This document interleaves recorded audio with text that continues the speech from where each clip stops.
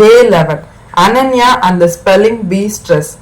அனன்யா ஒரு மாசமா spelling B காம்படிஷனுக்காக ரொம்ப ஹார்ட் ஒர்க் பண்ணி ப்ராக்டிஸ் பண்ணா. ஸ்பெல்லிங் பி காம்படிஷனும் வந்துருச்சு.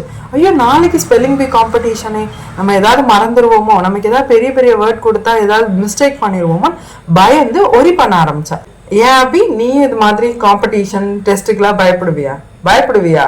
பயப்படக்கூடாது. இந்த ட்ரிக்கை நம்மளும் யூஸ் பண்ணலாம்.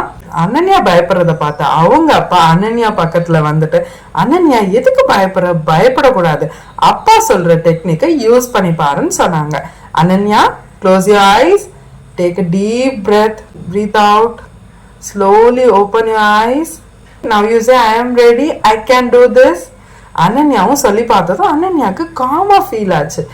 அதை நம்ம ஹேண்டில் பண்ண நம்ம தெரிஞ்சுக்கணுன்றத கத்துக்கிட்டு நெக்ஸ்ட் டே ஸ்பெல்லிங் பி காம்படிஷனுக்கு ரொம்ப கான்ஃபிடென்ட்டா போனான். அங்க போய் ஸ்டேஜ்ல அனன்யாவுக்கு பயமா தான் இருந்தது, நர்வஸா தான் இருந்தது. இருந்தாலும் அப்பா சொல்லி கொடுத்த ட்ரிக்கை யூஸ் பண்ணிட்டு காம்படிஷன்ல கலந்துக்க ஆரம்பிச்சுட்டா. அனன்யா சில மிஸ்டேக்ஸ் பண்ணதான் செஞ்சா, பட் இருந்தாலும் ரொம்ப நல்லா பண்ணியிருந்தா ஸ்பெல்லிங் பி காம்படிஷன்ல.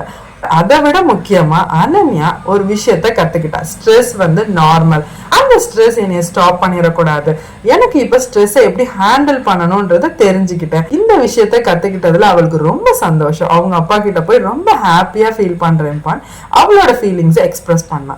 இதை தாங்க நம்ம குழந்தைங்களுக்கு சொல்லி தரணும். நிறைய குழந்தைங்க நர்வஸ்னால ஆன்சைட்டினால ஸ்டாப் ஆயிடுறாங்க. அவங்களுக்கு டேலண்ட் இருந்தும் அதுல ஸ்டாப் ஆயிடக்கூடாது.